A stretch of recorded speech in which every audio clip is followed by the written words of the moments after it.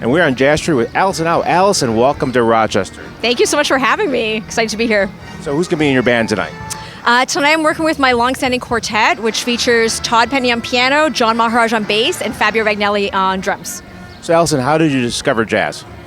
Oh my goodness. From my dad's vinyl and CD collection when I was younger. He had a really eclectic kind of mix of genres. So he played a lot of classical music, a lot of music theater, a lot of world music, and he had a really great jazz collection. And I think maybe the earliest memory I have is checking out an Ella Fitzgerald record. In fact, actually, it wasn't a record, it was a compilation, one of those like vocal jazz compilations with like Sarah Vaughan, and Ella Fitzgerald, and I heard Mac the Knife for the first time, and I think I was about 6, and I was just so captivated. It's the live version she does on Ella in Berlin, and she forgets the lyrics, and I remember hearing that version, I was just like totally enthralled. Allison, for you, what's the most challenging part of being an artist in these days? Ooh, a lot. I think artists now, a lot of it's DIY. There are not too many labels that are really supporting artists in the way they would have even, say, like 20 years ago. So a lot of artists are self-releasing their records, doing all their own promo. I mean, granted, there's a lot of stuff online that you can do for a very low cost, but there's just a lot of responsibilities, I think, on behalf of the artist. So not only do we have to excel and practice our instruments and like that kind of maintenance, but it's also all the administration and self-promotion. So I feel like a lot of artists these days are very tired because we're having to switch and wear a lot of different hats. Conversely, what's the best thing about being a musician these days?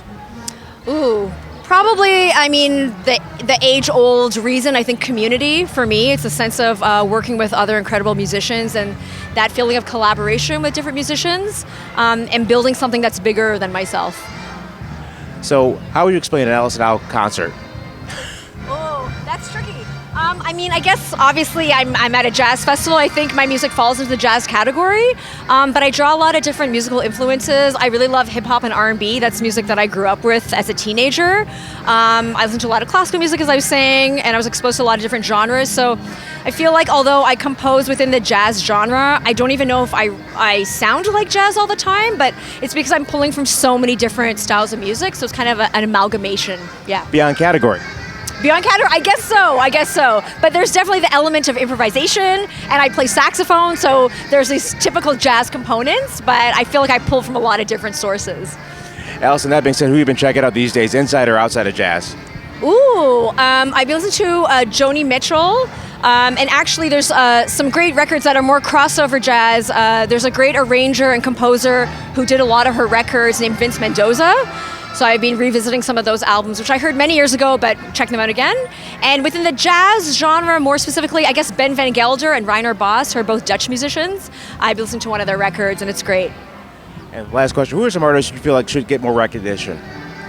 Oh, I can't think of anyone at the moment, but I would say, I mean, I guess it's true for any city, but more local musicians. And I know that's really vague and maybe arbitrary, but there's so many great musicians in Toronto who I feel, and it's true in any city, it takes time to break out of your community, I think.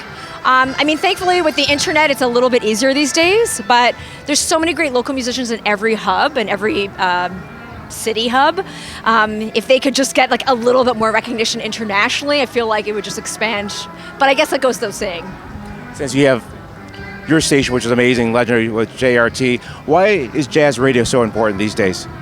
Ooh, I guess just broader exposure. I think there's a lot of listeners who don't necessarily, I mean, it's true with a lot of genres too. They don't necessarily go out of their way to maybe check out classical music or jazz or a very specific genre. So I think radio, and it still happens that people are just like casually turning the dial with radio, and you might stumble across something you wouldn't have heard otherwise. So I think that's why it's so important for jazz as well. Allison, can't wait to check you out tonight. Oh, thank you so much. Thanks for having me.